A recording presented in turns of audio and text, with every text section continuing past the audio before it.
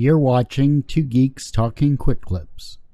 But I always find it's difficult when it comes to writing, though, because I've been working on screenplays and everything else like that for a while, and it gets to the point where sometimes you just get stuck on a concept or an idea, or you write yourself into that corner.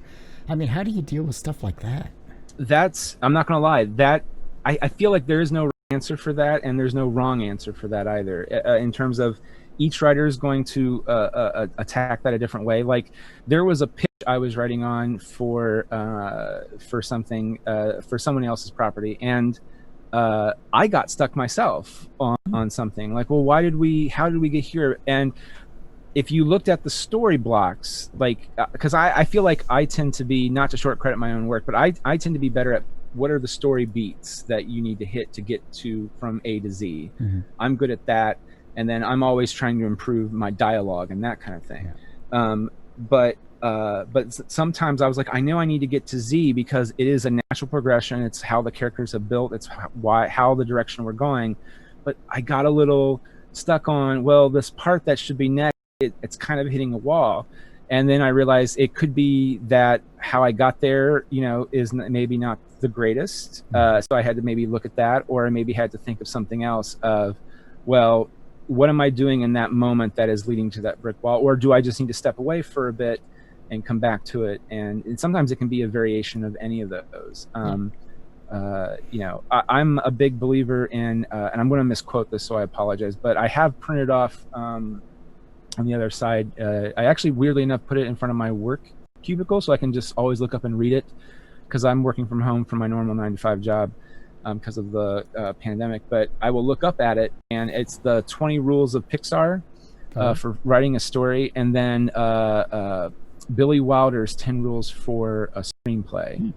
And the big one from both of them, and they kind of say the same thing, which is, if you have a problem in your third act, everything's tied to your first act, that kind of thing. And sometimes you should always try to have an idea of where you're going versus not going anywhere at all, stuff like that. But the other big thing is, let the audience guess 2 + 2 = 4. They'll love you for it. Just don't come right out and say, duh, this is going to be 4.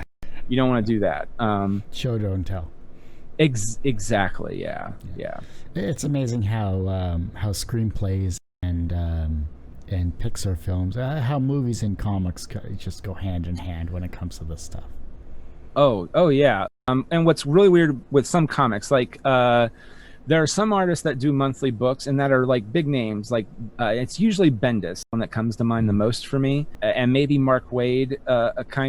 Those are writers that they do whatever they want in their books. I feel like sometimes, like, even not just at Marvel, DC, wherever, where they can take their time with pacing. And usually with big names, like, I'm a big fan of Dan Slott, the writer. He primarily works for, I think he still 100% works for Marvel, but I'm a big Spider-Man fan. So when he wrote Spider-Man, he, to me, rejuvenated the character. Like, I fell in love with Spider-Man all over again.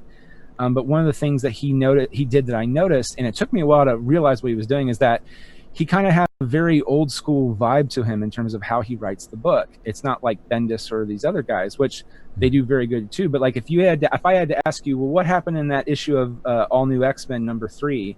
It's like, oh, they just sat around and talked.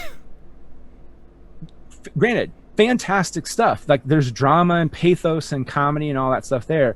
But if you ask what happened in that Dan Slott book, well, first off, they reintroduced every character so you know who they are real quick, like within like the first 4 pages. They also have like maybe 7 action sequences, and so it's the old school, like, they finish setting up the previous issue, they tie off that loose end, kind of like previously on. Yeah, previously on. They tie that up, or get that over with, and that sets up the plot for that issue, and then it ends on kind of a cliffhanger, which will be resolved hopefully the next issue.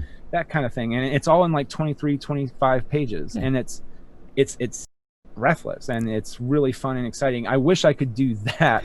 I tend to lean more towards and I hate putting myself in that category because it's Michael Bendis, but I tend to be on that. Like, I like having slower conversations and pacing and stuff like that to delve into the character stuff. But yeah, I mean, I'm even in awe of how, like, people like Dan Slott do what they do, because it's amazing. But sometimes it's necessary, though, to slow the pace down, because if you if you think of every page as your scene, or every page is your scene, I should say, thinking from a film perspective.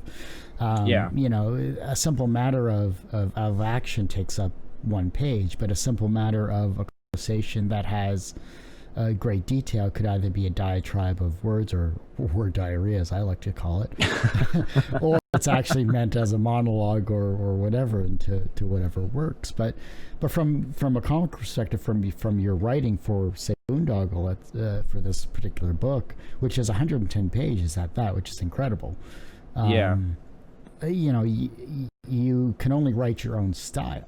Yeah, that's 100% true. Like when Slott, for example, left and did Fantastic Four, there's still a similar vibe of how the book is paced. Same thing with Bendis. Like, I followed Bendis over and read the first, I think, 20 issues of his run of Superman, and I'm not a DC guy. Like, I have problems for continuity of stuff. Like, I love the characters. Like, I love Batman, Superman, but I don't love the continuity of how DC does stuff sometimes. And so it's harder for me to jump in willy-nilly. While Marvel, I feel like I've always had like a foot into Marvel. So like, even if I haven't read like the Avengers title in like 10 years, I can jump into it and go, oh, I kind of know what's going on. Yeah, it's a weird thing, but yeah, and so you can definitely pick that apart. And I think for me too, yeah, I like the character beats, the character moments. And I get another nod from which, and technically they got their nod from somebody else. So I'm a big fan of Eastman and Laird,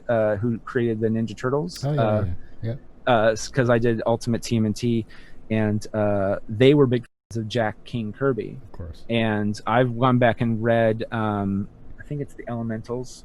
It's one of the cosmic Marvel titles that he did. Yeah, Elementals, I believe. And like, some of the pacing is really good. Like, in terms of the layout alone, the storytelling craft there is really good. And so I'm kind of all over the place with some of my pacing and stuff, but I try to get to those smaller character moments and reveal themselves. So